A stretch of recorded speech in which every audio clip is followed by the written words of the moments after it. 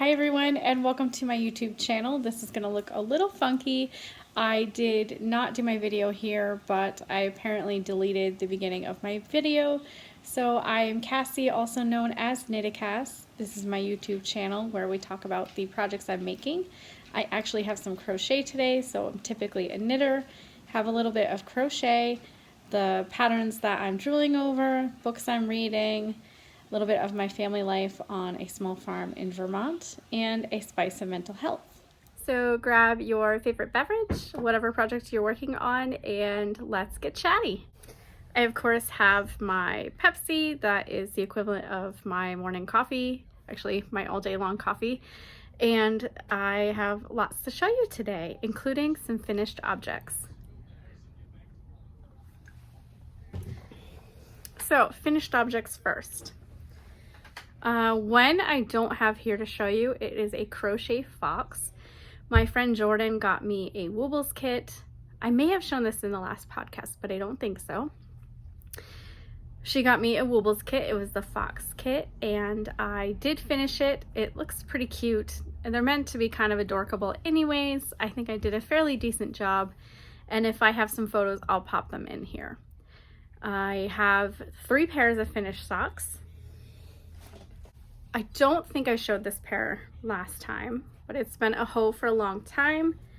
So now there is 2 of them. This is a Pairfect Regia by Arne and Carlos. You just do plain stockinette stitch and it makes a pattern for you.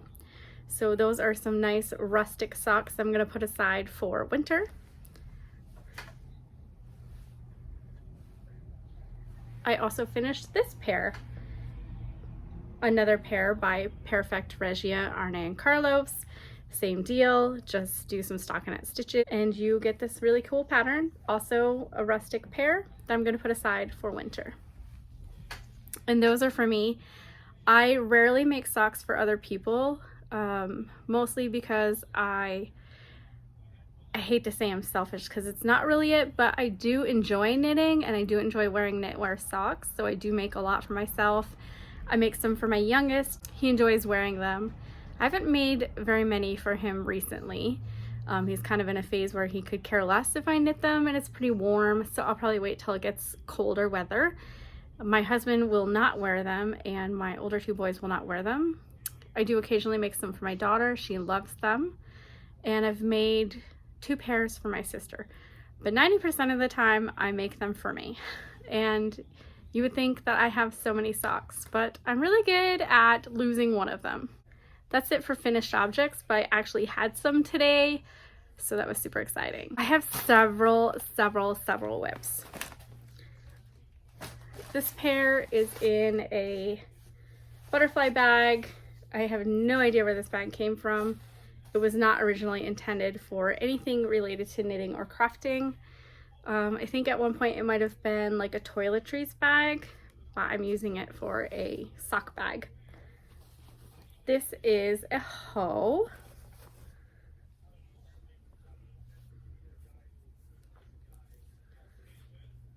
And it's not blocked or anything, but this is Socks for Dumbledore.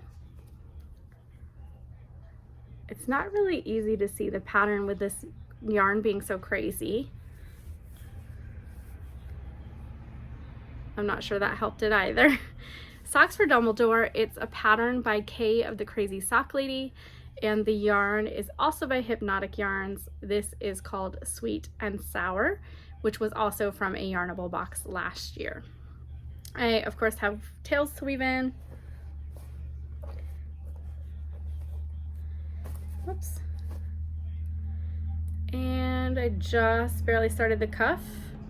Or how about this? I only have a tiny bit of the cuff done. I cast this cuff on several weeks ago.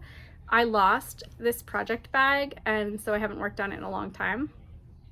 But Kay of the Crazy Sock Lady does a make-along all summer long called the Summer Sock Camp, and it ends on August 31st. Today is August 22nd, and so I'm hoping to finish this pair and another pair of socks by then.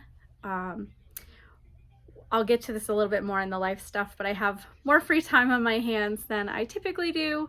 So it could be a realistic goal if I actually set my mind to it. So once again, this is Socks for Dumbledore, and it's a hoe. My next project is in this Knitwit yarn shop bag that I went to in Portland, Maine when my son was at an AAU tournament. And in it I have a sock whip.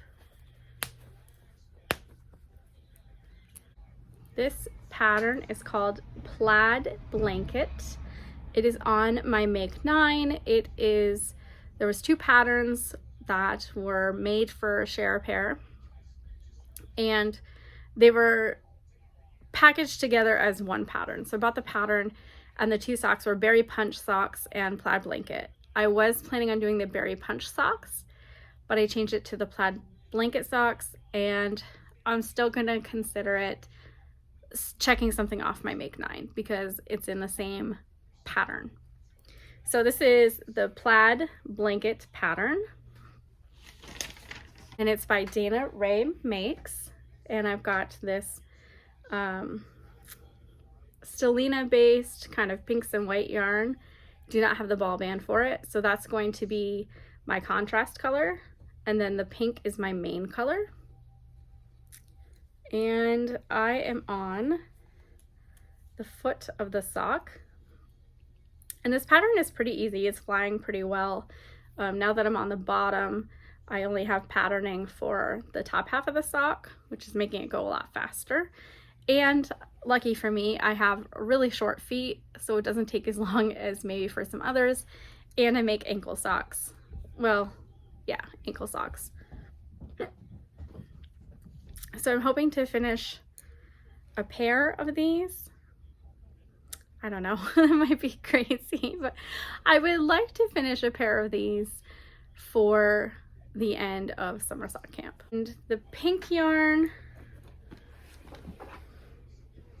is a tonal from Fiber Stash Yarn. Fiber Stash Dye Works, which is a local Vermont dyer. My next whip is also a Make 9 item. It's in this nice bumblebee bag. I think last time I couldn't find a tag or something.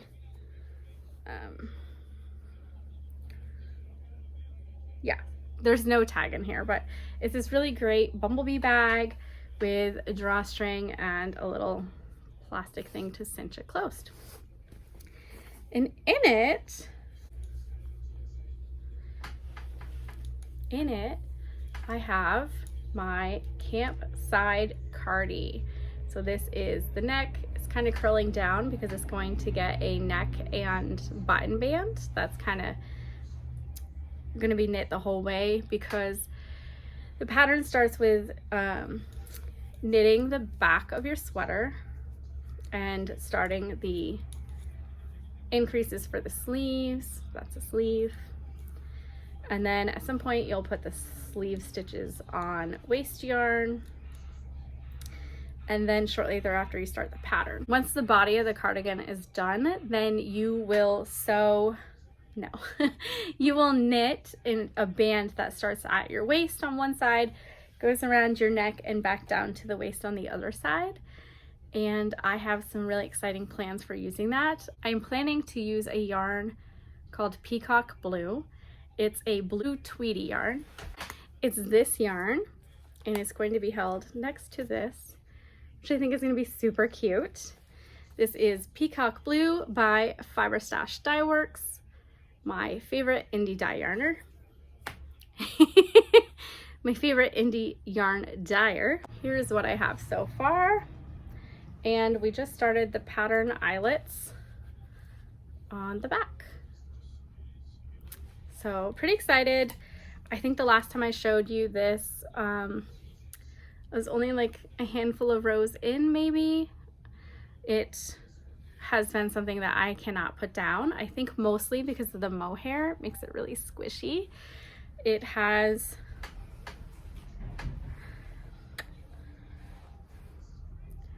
this yarn called Pennies from Heaven by Little Fox.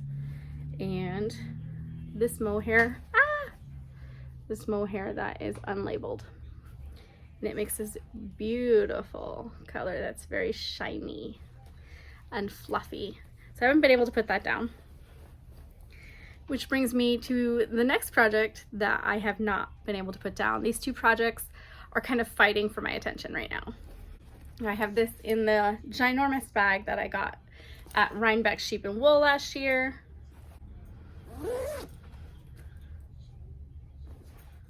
Where is... It is from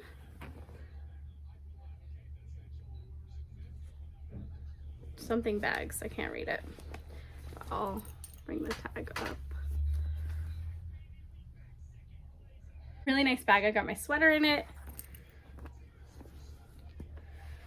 And last podcast, which I think was roughly a month ago, I put a progress keeper in, and I am so excited to show you how much progress and love it has gotten since my last podcast.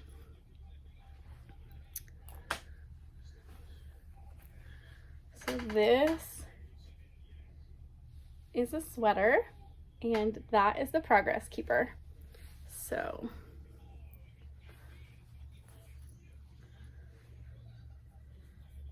it's quite a few inches. Pretty excited. So I'm going to move this progress keeper now. It is a margarita glass, and it was given to me by my sister Katrina. Margaritas are my favorite alcohol beverage. All right, there it is. Waiting for next time.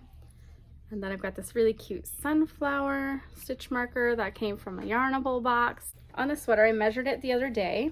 It goes to my, well, it went to my belly button the other day, and I've knit some more. So from my belly button to the band, I have roughly 4 inches. I'm going to keep trying it on as I get there, but in about 1.5 inches to 2 inches, I'm going to try it on. And if it's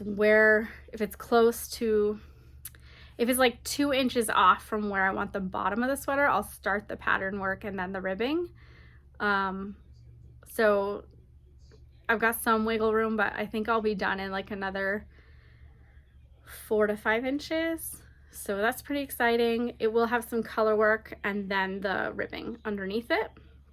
And the color work pattern is the same like color schematic, but it's going to be in a different pattern. So I'm pretty excited about that. And then I'll be on Sleeve Island for a while.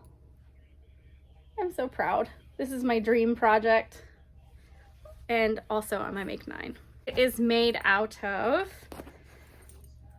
Northern Cardinal, excuse the funky cake. So I don't know if this happens to just me or not. So I have a wooden ball winder and I have a Swift.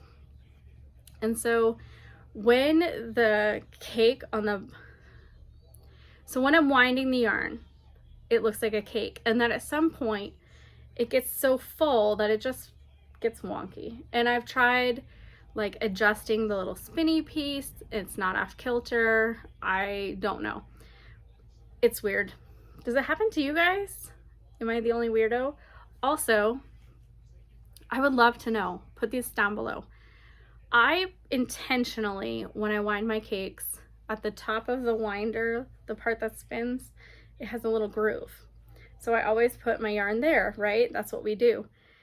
Well, because I've been trying to get center pole balls, I've been putting it in and out of there a couple times. I've tried that. I've tried putting it across and then tucking the tail in the little cylinder. I can't find my tail. Every time I do this, I can't find my tail. So I'm thinking, next time I wind a ball of yarn, when I get the tail, I think I'm going to tie like a bead to it and put the end in the little cylinder and then put the string across the little groovy part. I don't know. Tell me what you guys do. Is it just me being weird and awkward, or is this a thing? Is this what people struggle with? I don't know. Oh, so this is Northern Cardinal by O Wool. This orange, which my dog made a mess of. So that'll be fun when I get to the color work again. This orange is called Slutty Pumpkin by Dragon Horde Yarn Dragon Horde Yarns. She is my #1 favorite yarn dyer, but she's not local to me.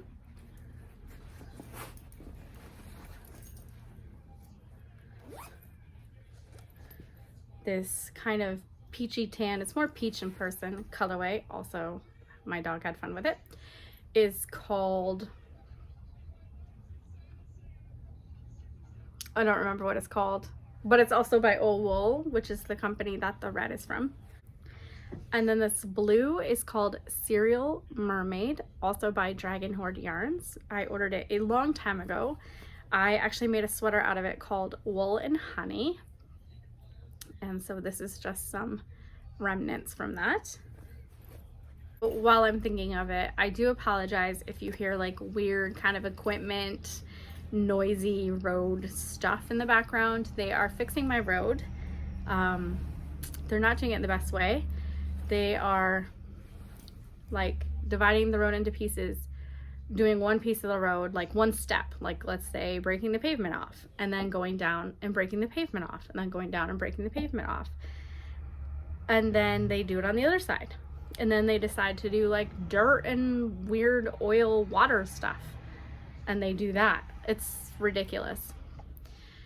They've been working on it for months and months and months. So right now they're in front of my house, which of course it has to be time to podcast when they're in front of my house, but I didn't want to hold off any longer. I've really missed interacting with my subscribers and providing content. I really enjoy sitting here and being able to just kind of feel like I have a conversation with you guys. All that to say, I apologize for the background noise. And while I'm on that note, thank you for supporting me and being a YouTube subscriber.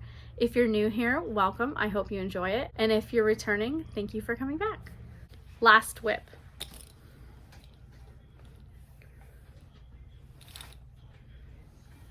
Guys,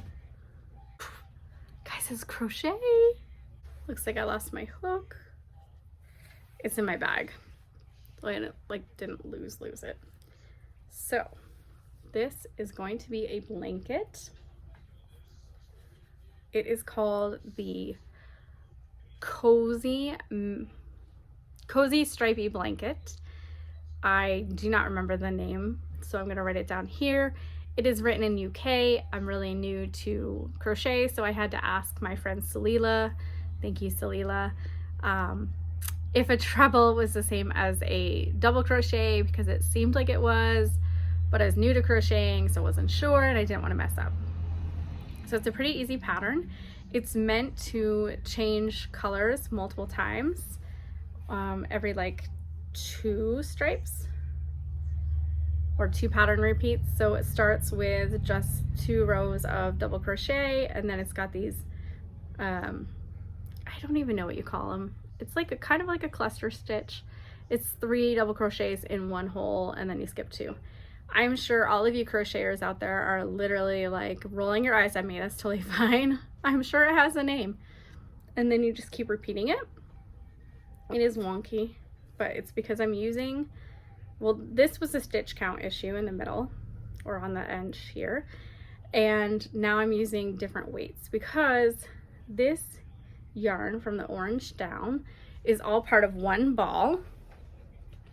It is a Karen cake gifted to me by my sister Katrina, and I was realizing that the idea was for it to be a stripy blanket, but the color blocking is starting to be larger, and I wanted it to have that stripy feel. So I have been pulling yarn from my stash to start making it, and it's actually been kind of a pain in the rear because not all my yarn is as nice and cozy as that Karen cake.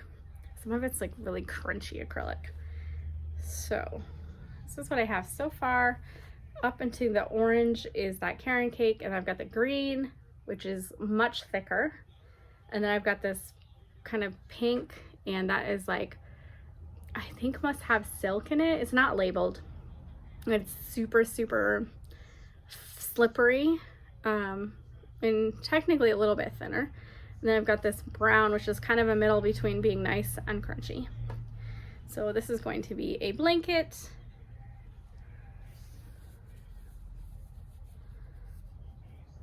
And when I get in the mood to crochet and I'm crocheting on it, it's super addicting.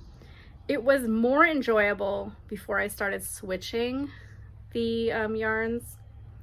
So I haven't quite decided what I'm going to do. I'm wondering if I continue a couple of stripes with different yarns and then go back to my Karen cake and knit with my Karen cake and let it do the rest of the changes. Or since this is about 8 rows, like do so many rows here of the kind of scrappy yarn and then do 8 rows of the nicer yarn and just keep doing that. I haven't decided yet, which is probably why it hasn't gotten love since my sister left. That is it for WIPs. I wanted to show on here what my Make 9 progress is, and I was getting ready and making my notes and realized that we all can laugh at me together. Once again this year, I thought that my Make 9 was reasonable. I knew I wasn't going to finish the sweater or the cardigan. Like, I knew I'd probably finish one of the two, but I didn't think I'd finish a sweater and a cardigan with the rest of my Make 9. So, wait for it. I am not doing well. It is August. Let me show you. So, I don't think I ever made a fancy graphic.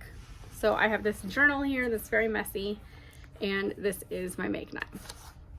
So, my Make 9 consists of the Autumn Court sweater. That's the big colorwork sweater that I've shown you. I'm making good progress. That will be done, hoping by October. I have made good headway on my campsite cardie. Go me. Daisy Fields Market Tote. If you've been here a little while, you know that I started making it with acrylic yarn, and it's asking for something a little thicker, like a cotton-based yarn, to give it more form. So I haven't found or looked for said yarn, so I haven't done it. Brioche Heart Hat. This is by Jonathan Tallow. It's been something I wanted to make forever. I had a really hard time learning the increases in brioche, and that's why I put it away. And I haven't picked it up, I don't think, at all this year. Stranger Things Cowl by my friend Erica of the Lopsided Crafter. Haven't started it. Haven't picked out colors. Really want to make it. I'm Late Mittens. I'll put the name of the author down below. These are mittens that are Alice in Wonderland themed. Alice in Wonderland is like one of my all-time favorites, so that would be appropriate. I still could technically make those, but I haven't started them. Get ready for it, guys. The Starflake. This is a ginormous shawl by Stephen West. If you don't know who Stephen West is, he does a mystery shawl along every October where you get a clue, one clue a week, and then the pattern is released to the public. So this was his 4 years ago, I think it was. And I just love the way it looks. So I want to make one. Why did I put it on my Make 9? That's crazy. Why did I put it on my Make 9 with a sweater and a cardigan? I don't know. It's not getting done today. It's not getting done this year. It probably won't even be cast on this year. Secret Garden Socks by Kay of the Crazy Sock Lady. Nope. Keep casting on other socks. Don't know what problem is. I don't think I look at this. Socks for Dumbledore by the Crazy Sock Lady. Making right now. And the plaid blanket socks. Making right now. So 1, 2, 3, 4. So I'm in the middle of 4 of my Make 9. Nothing finished. So next year, I'm not making a Make 9. I'm gonna make a Make 4. Maybe, yeah, I'm gonna make a Make 4. Less pressure. I'll probably like not have to remember what my like with my Make 9, I have to remember what they are because I have a like dream project list that's just astronomical. Patterns I'm drooling over, astronomical. So if I do Make 4, there'll probably be the 4 that I want to make the most. So I probably wouldn't be able to forget them as easily. Stay tuned.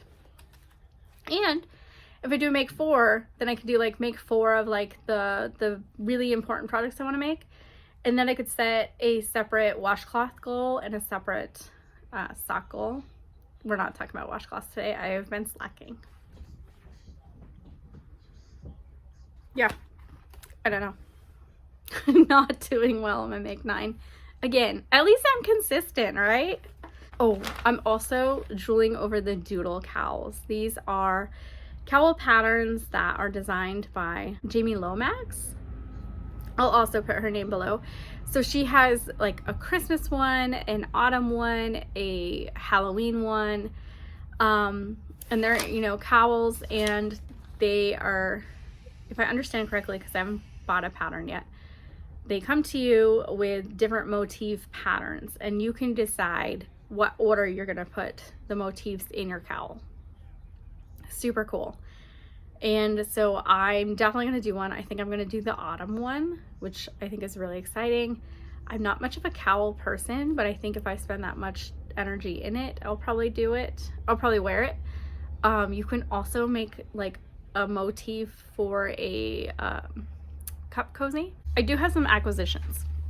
I never showed you my July Yarnable, I don't think, and I'm already using it. Or did I put it? I put it aside to use it. I don't have it with me. But I do have August Yarnable here. So if you have not gotten your August Yarnable, please look away. Give me just like a minute or two, and then you can come right back. Sorry about the crinkling. So this Yarnable theme was grow with the flow, be like a sunflower. So even on the darkest days, you will stand tall and find the sunlight. So comes with this nice little notions bag that has all your extras in it. So this is a needle minder, a sunflower needle minder. This is some sunflower buttons that you can actually color on. They're wooden.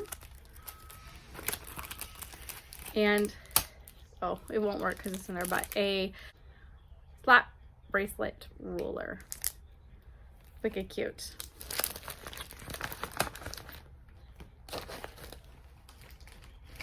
And the yarn is really like fall-like. Look at this. So pretty. It's less dark in person. Like it looks kind of dark and moody there. This is called Grow with the Flow.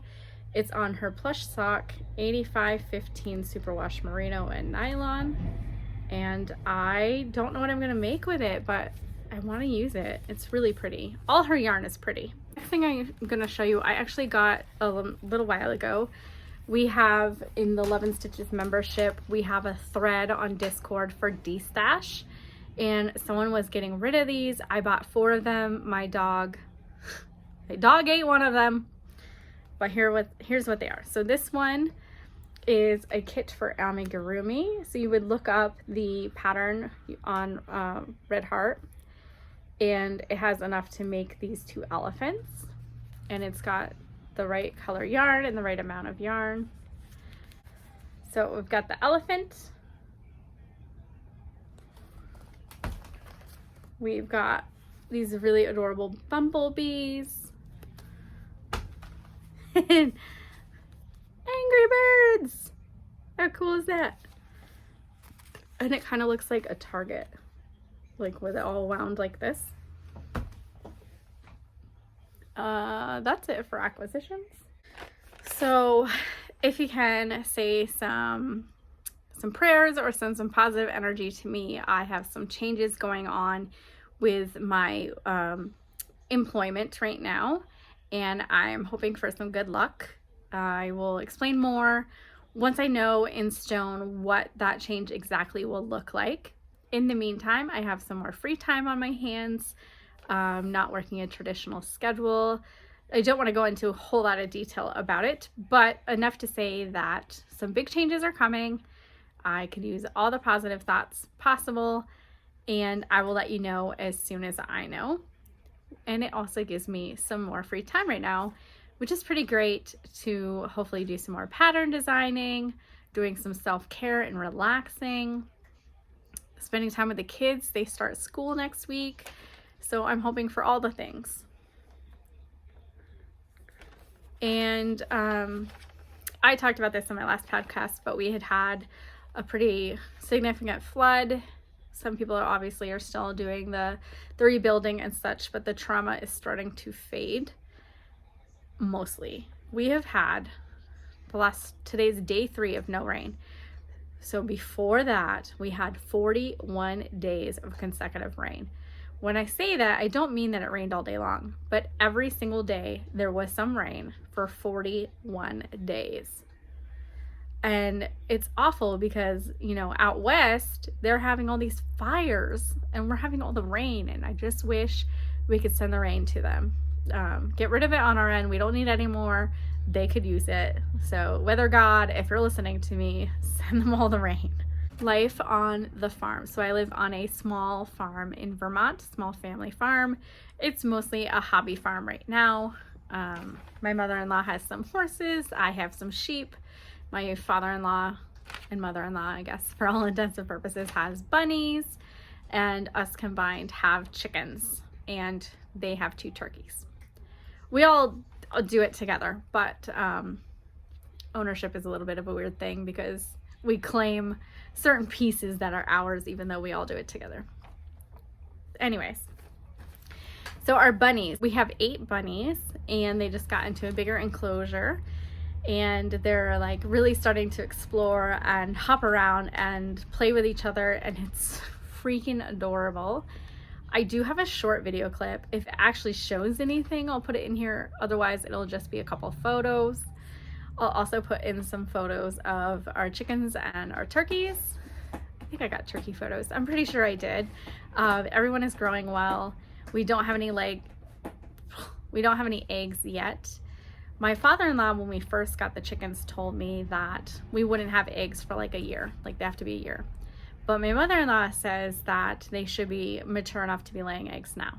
So every time we go over, we're hopeful we'll have eggs, but in reality, we know it's maybe not something that, you know, don't count your eggs before they hatch kind of thing. And I'm getting ready to breed my sheep. We're gonna breed them a little bit earlier this year.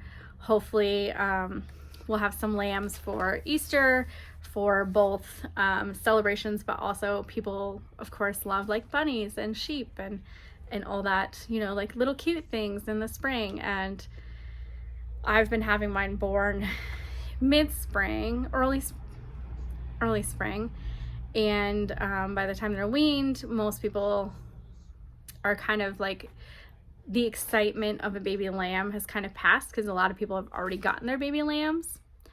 And then this year we were double time screwed because of the flooding. A lot of farmers don't have enough feed for the winter, or were afraid we don't have enough feed for the winter. So no one was buying my sheep. And at first I thought it was a me problem. Like, you know, am I marketing wrong? Like, what's going on? But I've been talking to other farmers, and basically this was a crap year for sheep. So if you didn't have your sheep bought and sold before the heavy rains, which started before the flooding, you pretty much didn't get them sold, and a lot of us are sending them to market. So I'm hoping next year, by breeding them early this year, having them earlier next year, we'll have lambs for Easter and like the beginning part of spring when everyone is really, really excited about buying sheep, and hopefully that'll bring us better luck. Books. Oh my God, I'm reading way too many books. I'm reading Haunting Adeline. I'll put the author down below. I don't know how I feel about this book. It's about this girl who moves into her grandfather's house, finds some mysterious journals about, I don't know how much to give away. Finds some mysterious journals. There's like maybe a ghost or a stalker or something happening, and it's supposed to be smutty. And the parts that are smutty are very smutty, but they kind of cross that line of consent, and it can be uncomfortable reading it because it just doesn't seem cohesive, I guess. It's really hard to explain. I don't know how I feel about it. I'm about 60% in. I can't stop reading it because I really want to know what the resolution is. Everyone's talking about it on Book Talk, like, oh my God, this is such a great book. Can't stop thinking about it. So I'm really hoping that the ending will make it be like, okay, now I understand why they're reading it. Otherwise, people are just fascinated with it because it's smutty, which, you know, sometimes you just need a good smut book. And I finished Reminders of Him by Colleen Hoover. If you want a book to wreck you and make you cry, the ending is good, I promise. Just make you cry and feel all the feels. You feel guilty and sad and emotional for every character in the book. Read Reminders of Him by Colleen Hoover. I'm still kind of technically reading Raven Black, but I haven't actually been reading it. I have lost my Kindle, and reading it on my phone kind of gets tiring. Like, it's heavy on my fingers, it's heavy on my thumb, and this phone has been through so much love that it has cracks like in the beginning of like what the page would be, so it's not the friendliest to read. I'm also listening to Big Dark Sky. Ooh, I should listen to that and knit and stuff later, because I want to know what's going on. It's getting really, really good. It's by Dean Koontz. Highly recommend this book. I absolutely love his style. I like am in love with him. So highly recommend that one. Also, even though I haven't finished it, Big Dark Sky by Dean Koontz. I just started A Bend in the Stars by Rachel Barenbaum. This book was gifted to me from my sister. She is the best Goodwill thrifter, shopper. Like, literally, this could be a full-time job for her. And she saw this book and thought of me. And basically, it's about a girl and her brother during the beginning of the war in Russia. And she is training to be a surgeon, and he is working on helping solve one of Einstein's theories. And meanwhile, you know, the war is starting to happen, and she goes missing. I haven't gotten to that part yet. So, yeah, I'm hoping it'll be good. It's written really well. So she goes missing, and then it says, her and her fiance go missing. With the help of a mysterious wounded soldier, Miri, who's the girl, braves the firing squad. Her brother and her fiance go missing. And then with the help of the soldier, she braves the firing squad to go looking for them. And then it says, as an eclipse that will change history darkens the sky across Russia, not only the safety of Mary's family, but the future of science itself hangs in the balance. And it says it's grounded in real history and inspired by the solar eclipse of 1914. So I'll let you know what I think. This episode's Spice of Mental Health is for you to reflect on and remind yourself, because you are enough and you are worthy.